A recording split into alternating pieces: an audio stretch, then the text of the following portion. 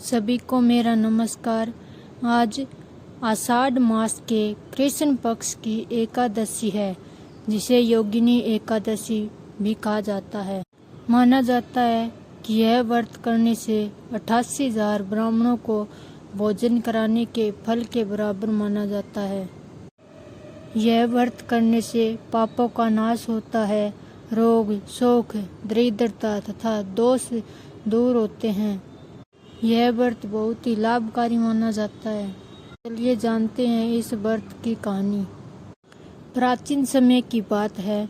अलकापुरी नामक नगरी में एक कुबेर नामक धन का देवता राज्य करता था। वह भगवान शिव का परम भक्त था। उसके राजमहल में हेममाली नामक एक सेवक पुष्प लाकर भगवान शिव को अर्पित किया करता था। हेममाली की पत्नी का नाम शिवालाक्षी था। वह बहुत सुंदर थी। एक दिन हेममाली पुष्प लाने के बाद अपनी पत्नी के पास बैठकर विलास में रम गया और शिव पूजन का समय बीत गया। जब कुबेर को पता चला कि शिव जी को पुष्प समय पर चढ़ाया नहीं गया है, तो उसने क्रोधित होकर हेममाली को शाप दे दिया, यानी कि श्राप दे दिया। हे मूर्ख, तू अपने कर्म से विमुख हो गया। जा एक पापी के रूप में धरती पर रोगी होकर कष्ट भोगेगा। हेममाली श्राप के कारण रोगग्रस्त हो गया। उसके शरीर फोड़े फुंसियों से भर गया। वह जंगल में भटकता रहा और दिन भर ठोकरें खाता रहा। ऐसे ही दिन बीतते गए।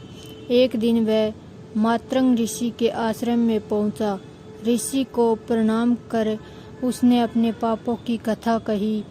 मातंग, जिसे मातंग ऋषि भी कहा जाता है, को उस पर दया आई। उन्होंने कहा कि हे हेममाली, तू आषाढ़ कृष्ण पक्ष की योगिनी एकादशी का व्रत कर। इससे तेरे सारे पाप दूर होंगे और तुझे स्वास्थ्य व मुक्ति प्राप्त होगी।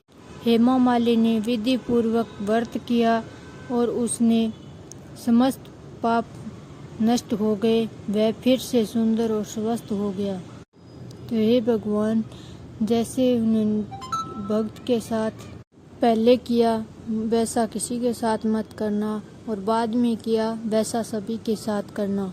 तो चलिए जानते हैं व्रत की विधि। एक दिन पहले यानी दशमी को सात्विक भोजन कर लें। रात्रि को ब्रह्मचर्य का पालन करें। एकादशी को प्रातः स्नान कर व्रत का संकल्प लें। भगवान विष्णु और तुलसी जी की पूजा करें।